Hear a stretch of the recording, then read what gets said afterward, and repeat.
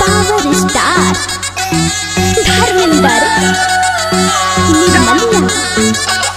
हे जन्नत से उतरलो आहा परी लागे छी ए जाना हे जो हमारा दिल से पूछू फूल झड़ी लागे छी ओ छाती में घुस तेरे रे हे जन्नत से उतरलो आहा परी लागे छी हे हमारा दिल से पूछू फूल झड़ी लागे छी नीचा से ऊपर तक आहा जी कमाल लागैया कहते में आहा यही धमाल अति सुंदर क्या बोलते हो हे ये चांद वाला मुखरा लोग के नहीं चलू बाजार में क्यों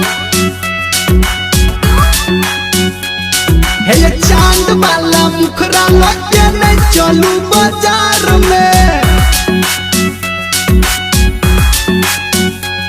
हे ये मेकअप वाला मुखरा लोग के नहीं चलू बाजार में क्या प्रॉब्लम है हे ये पागल प्रेमी भोजन आहा के कियो प्यार में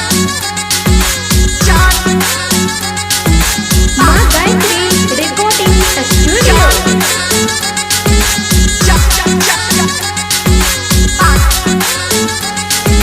ठुमैक ठुमैक आहा जब मटक मटक चले छी केते दीवाना के दिल में रानी आहा ढले छी ना चलू एना अगर लागी जात आहा के नजर किया कि एत के छोरा सब छै महागर अच्छा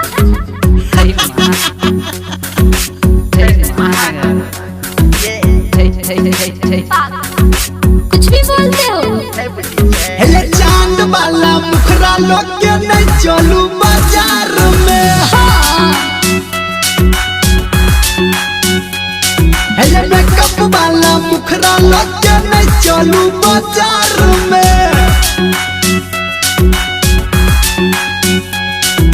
म्यूजिक बाय राज गोविंद मैं चाहे ये करूं मैं चाहे वो करूं मेरी मर्जी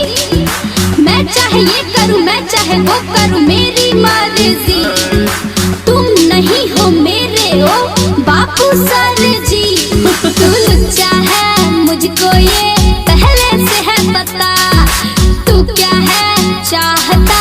अर्जी थोड़ा बता अर्जी ने हे मैडम एकेटा बात कहब हम